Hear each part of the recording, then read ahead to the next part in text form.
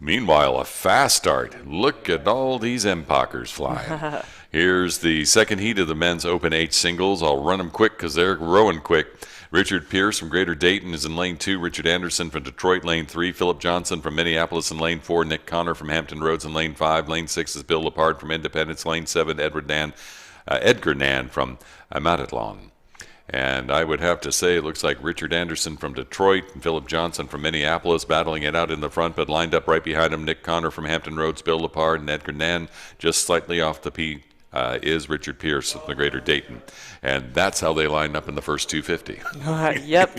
So. Not a lot of spread here. They are vying for top four positions here to be able to advance out of the heats into this afternoon's grand final. A bit more of a fight than the first heat, so it will be interesting to see how this crew, or this group of single scullers, this crew of single scullers is pushed just by having all of these boats so fast side by side. But it is Richard Anderson of Detroit currently in the first place position. That outside crew of the Edgar Nan and Philip Johnson probably vying for that second place currently to the Edgar out in lane 7.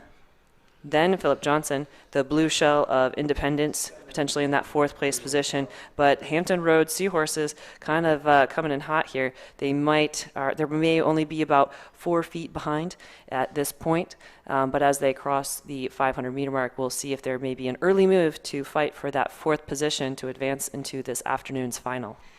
Oh, there will be a fight. Especially in singles, you know?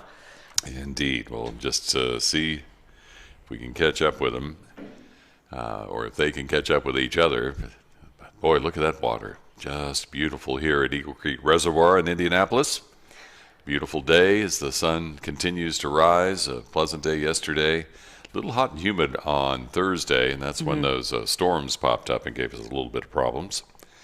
So if we look at the time for the first heat to see how they are doing, we will compare them when they come around, so see what happens.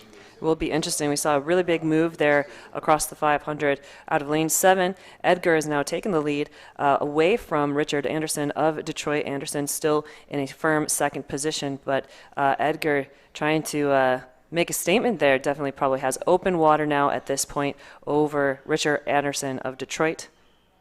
Just by a foot, though. They're separate. I would be watching the Red of Hampton Roads there to see if he has anything to challenge these front 4, because he is the man who's sitting in the catbird seat right now and might be the one who's left holding his hat when it comes to the grand final. You can see that Richard Pierce, Richard Anderson from Detroit saw that move on the outside and is trying to respond.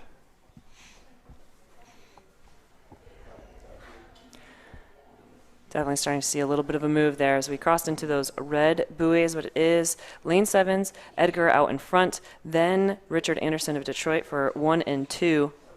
Minneapolis in third. Independence probably fighting for it as well. Hampton Roads starting to turn on the burners here, though. Well, he'll need to overcome. Everybody looks like they're putting on their afterburners.